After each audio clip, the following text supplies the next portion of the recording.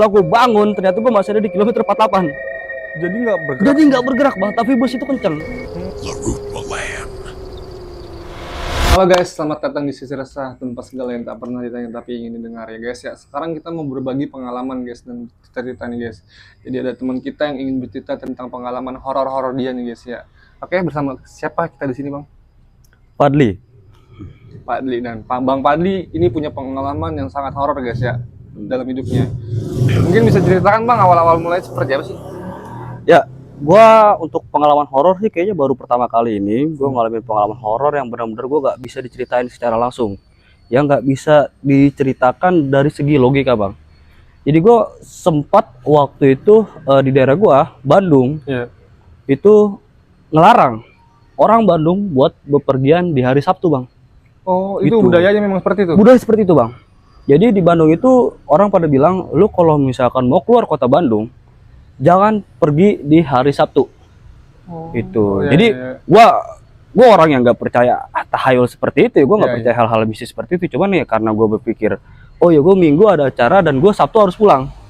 Maka dari situ gua maghrib, setelah azan maghrib, gua langsung pulang ke Bekasi bang waktu itu. Niatnya tuh gua ke Bekasi karena gua di Bekasi bakal ada acara pada hari Minggu itu. Oke. Nah setelah gua ke terminal, gua nunggu bus itu bener-bener nggak ada bang. Sedangkan gua nanya adminnya di mana bus itu Prima Jasa tutupnya itu jam 7. Padahal lu masih maghrib. Padahal gua masih jam 6 bang, masih maghrib. Di situ gua mulai kayak agak kesel bang. Gua nungguin ini bus lama banget gitu kan. Gua bener-bener ngerasa kayak ini beneran ada apa enggak gitu. Kalau pun emang gua nggak ada, gua mau naik bus lain. Kalau enggak gua mau naik Gojek gitu kan. Apalagi gue punya acara juga gitu, gue nggak mungkin juga ngenunda acara-acara gue lagi gitu. Ya tanpa pikir panjang gue tunggu sampailah di jam 8. Situ gue nggak pikir kenapa kok bisa jam 8 ya, gue pikir oh ini mungkin telat gitu. Ya. Walaupun nggak di jam operasional bus itu bang. Ya gue pikir dia telat jam 8, gue naik bus di situ bang. Lu masih positif lah situ ya? Masih positif bang. Gue bingung banget di situ pas gue lihat masuk ke bus, gue nggak mikir suatu curiga yang aneh-aneh. Gue gak kepikiran bener-bener kayak ada hal-hal yang mungkin mencurigakan buat diri gue. Gue pada layaknya bus bang. Pada layaknya bus, di sana gue naik bus, ya udah banyak orang berkeluarga. Iya. Mereka ya duduk berdampingan dan biasa-biasa aja lah ya. Gue ternyata dapat kursi ke bagian paling belakang bang. Oke. Gitu. Ya gue ya seperti biasa aja, gimana kalau kita naik bus gitu kan bang, kita naik kendaraan pasti kita kayak ya nyetel lagu di headset gitu kan. Kadang kita scroll HP, TikTok, Instagram gitu. Cuman gue gak mikir suatu keanehan di dalam bis itu, selayaknya bus aja gitu. Dan sini gue mau ceritain beberapa kejanggalan yang ada di dalam bus itu bang. Gitu. Iya. Yang pertama, kok ini kenaiknya nggak nagihin gue duit? Gitu. Itu yang pertama bang. Kok ini kenaiknya nggak nagihin gue duit? Dan jadi gue masih tetap pikir positif di situ. Positif dalam arti, oh mungkin kenaiknya bakal nagih gue duit ketika gue udah sampai terminal. Betul. Gitu. Jadi gue tetap santai, gue tetap kalem, gue tetap kayak ngerasa, oh ya udah, gue tinggal istirahat aja, paling ini udah malam. Nah di situ gue masuk ke kilometer 70 pas masuk tol Jakarta Cikampek. Itu masih normal-normal aja. Cuman gue ngerasa agak sedikit aneh. Ini kok bus orang-orang pada fokus ke depan doang semuanya. Gitu, dia kayak tatapan kosong aja bang. Iya bang, tatapan kosong. Kayak minimal ada anak kecil, gimana sih bang, kita kalau lihat anak kecil pasti rewel ya kan bang. Rewel udah nangis-nangis, itu gue mulai curiga. Kayak ini ada apa sih sebenarnya gitu kan? Ini ada apa sih sebenarnya? Ya gue ngerasa kayak ini paling orang-orang kayak capek lah, lelah gitu kan. Karena masih rasional di situ. Iya, gue masih mikir rasional bang di situ. Gue masih mikir kayak positif gitu. Nggak ada hal-hal yang mungkin gue curiga sama sekali. Keanehan kedua itu gue mulai ngerasa, keanehan ketiga itu gue mulai ngerasa ketika gue tidur, gue kebangun bang di situ. Gue kebangun, gue mau buang air kecil, gitu kan. Gue buang air kecil, gue buka kamar mandi, masih layaknya kamar mandi biasa.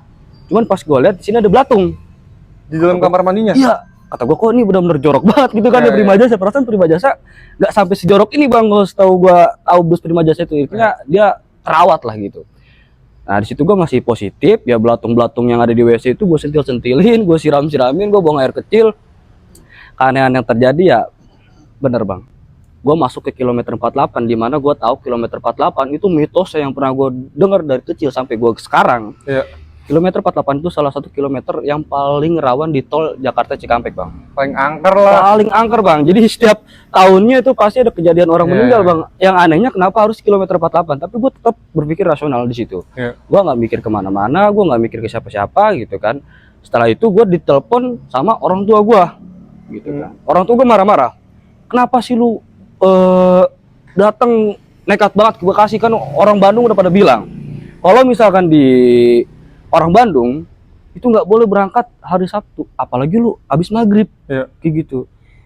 Tapi karena gue dimarah-marahin, apalagi gue udah sampai bus, seolah-olah gue nggak didoain, gue nggak disupport gitu kan. Iya, nggak diizinkan. Iya, nggak diizinkan, gue kesel. Udah, intinya anak tahu sampai. Gue bilang kayak gitu, Bang, sama orang tua gue. Orang tua gue kesel, ya udah, semoga selamat di situ, dia bilang.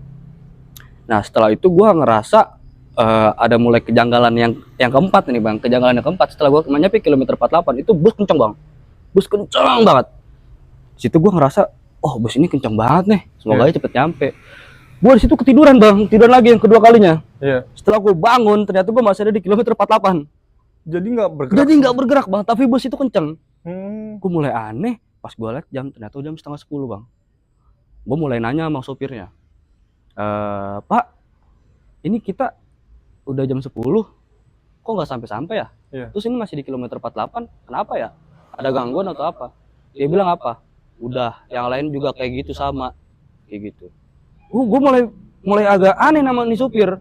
Kok ini ngomongnya kayak gitu? Yang lain juga sama, yang sama apa nih gitu kan? Gue gak ngerti dalam tanda kutip ini supir maksudnya apa gitu. Gue tetap duduk paling belakang lagi di sana. Setelah gue duduk, gue mulai ngerasa ada kejadian anehnya itu ketika gue ngelihat ada orang buang air kecil di dalam bus, Bang. Di dalam bus itu, Bang. Kursinya itu. Di dalam bus itu, Bang. Nah, setelah gua sorry, Bang. Jadi ketika gua masuk ke belakang, itu gua ngeliat ada orang buang air kecil dan itu keinjak di kaki gua. Jadi otomatis gua ke kamar mandi lagi dong. Karena gua ngerasa jorok banget kan. Gua mau marah juga gak enak gitu kan. Gua juga lagi kesel pas gua ngeliat ada orang buang air kecil sembarangan. Gua nyium itu bukan air kencing gitu loh, Bang. Bau apa itu? Bau minyak, Bang. Bensin. Bau bensin. Bang. Bau bensin, Bang. Gue mulai aneh di situ, kok bisa-bisanya orang buang air kecil gitu kan di depan mata gue sendiri, tapi kok nggak bau pesing, bau bensin gitu. Mungkin gue aneh nih, entah mungkin itu orang bukan buang air kecil, mungkin entah itu ada kebocoran atau apa kayak gitu. Mungkin tumpah atau apa. Gue ngeliat ada orang banyak banget, Bang, di sana tuh pada ngecas power bank. Di situ gue mulai kerasa kayak, kok orang berani banget sih ngecas kayak gini, sedangkan ada di buku panduan bahkan ada keterangan di sana gitu kan, catatan bahwasannya nggak boleh ngecas pakai power bank terlalu lama gitu. Gue agak mulai bingung, gue mulai kesel. Di situ gue laporan sama orang tua gue. Pak, Bu, Padli masih di bus. Terus orang tua gue bilang, mana ada masih di bus jam 9:30 gitu kan. Bus itu kalau misalkan udah jam 9:30 pasti udah di daerah Cikarang ataupun Bekasi. Ini gue masih di Kerawang, Bang, masih di kilometer 48. Gue mulai anjir, gue bilang apa iya nih gitu kan. Gue mulai agak negatif, pikiran gue udah mulai aneh kemana-mana gitu kan. Ya setelah orang tua gue minta bukti kalau gue di bus, gue foto dong. Gue foto, Bang, gue foto bus itu. Nih orang-orang juga sama pada mau pulang. Bilang orang-orang apa? Dijawab sama bokap gue, Bang, sama ibu gue, bapak gue tuh nggak salah. Ada tanya orang-orang apa? Itu kosong banget, sopirnya aja nggak ada. Lu ketiduran kali gitu. Bang, gue di situ mulai aneh. Gue benar-benar mulai aneh. Loh, ini orangnya ada kok. Tiba-tiba orang tua gue bilang nggak ada. Langsung orang tua gue bilang, baca ayat kursi. Nah, gitu dia bilang. Baca ayat kursi, baca bacaan, istighfar. Bilang ke sopirnya, turun aja di tempat itu. Jadi gue merinding, Bang, di situ. Gue sampai merinding gini kan, Bang. Gue benar-benar ngerasa kayak apa sih yang dimaksud gitu. Gue datang ke sopirnya. Setelah gue baca-baca, gue datang ke sopirnya. Gue bilang, Pak, saya turun di sini aja. Oh ya udah, dia sen kiri tuh. Sen kiri, what? Gue yang bikin gue agak gak logis lagi, gue tetap ngeliatin pelang itu, Bang. Kilometer 48. Loh, kok gue selama berjam-jam itu gue masih ngestak di kilometer 48. Gitu kan. Dan makin kecium bau bensin, Bang, makin kecium bau gosong di situ. Gue mulai bingung banget, Bang, di sana. Akhirnya ketika gue turun, ya kan, gue turun di sana. Gua ngeliat orang-orang di belakang. Itu orang-orang di belakang ternyata bang, yang tadinya pakai kerudung, Ya. anak kecil, bapak-bapak, kakek-kakek mungkin pada bawa-bawa barang gitu kan. Ya, terus? Gua nggak tahu kenapa gua ngeliat di sana benar-benar hancur, sehancur-hancurnya, segosong-gosongnya seperti orang kebakar bang. Dan gua ngeliat sopirnya sendiri itu setengah doang bang kepalanya itu ternyata bang, Mukanya itu setengah. mukanya setengah doang, sisanya tengkorak. Dia bilang kayak gitu, udah nggak apa-apa nggak usah bayar, dia bilang kayak gitu pas gua mau bayar, udah nggak apa-apa nggak usah bayar, yang lain juga nggak bayar. Nah setelah itu dia bilang, terus saya minta doanya aja karena adik saya belum ketemu di sini. Iya. Kayak gitu. Ya udah saya mau lanjut dulu. Gue merinding bang, gue nggak ngomong apa-apa di situ. Gue turun di kilometer 48. Pas gue lihat bus Prima Jasa itu ternyata udah kebakar bang. gue mulai agak aneh nih pemikiran gue di situ. Gue turun bener di kilometer 48. Setelah itu gue lari saking ketakutannya bang. Gue ketiduran di samping jalan tol. Ini agak aneh nih. Ketika gue ketiduran di samping jalan tol karena gue kecapean mungkin, karena gue takut, gue dijemput sama petugas dan gue dianterin ke rumah gue. Gue baca-baca lagi.